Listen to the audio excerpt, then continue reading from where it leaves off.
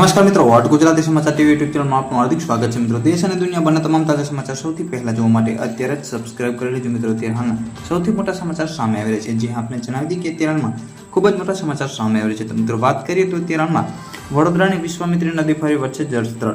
આજવા સરોવરમાં 62 થી વધુ દરવાજા ખોલી નદીમાં છોડાયું પાણી। મિત્રો સંપૂર્ણ માહિતી વિડીયો મળતી છે। વિડીયોને એક લાઇક, ચેનલને સબસ્ક્રાઇબ કરવાનું ભૂલતા નહીં।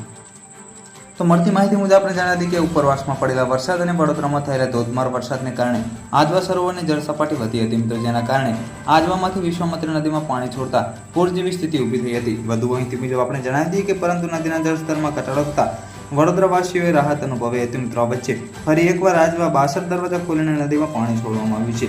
વધુ માહિતી મુજબ આપણે જણાવી દઈએ કે જેના કારણે વિશ્વામિત્રીનું જળસ્તર વધવાની શક્યતાને પગલે નદી કાંઠાના વિસ્તારોમાં રહેતા રહેવાસીઓ જીવ પડીકે બંધાયા છે મિત્રો। વધુ માહિતી મુજબ આપણે પણ જણાવી દઈએ કે આજવા સરોવરની જળસપાટી 212.50 ફૂટે પહોંચતા ફરી એકવાર વડોદરા મહાનગરપાલિકા તંત્ર દ્વારા આજવાના 62 દરવાજા ખોલી વિશ્વામિત્રીમાં પાણી છોડવાનો નિર્ણય કરવામાં આવ્યો છે।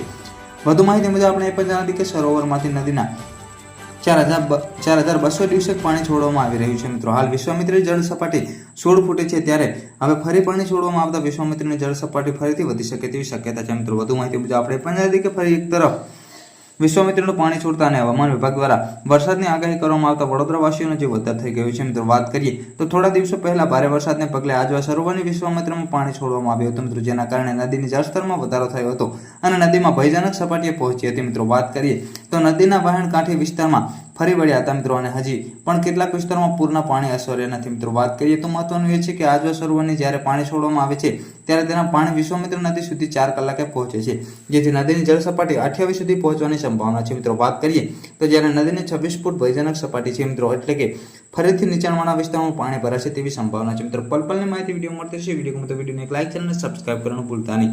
ધન્યવાદ।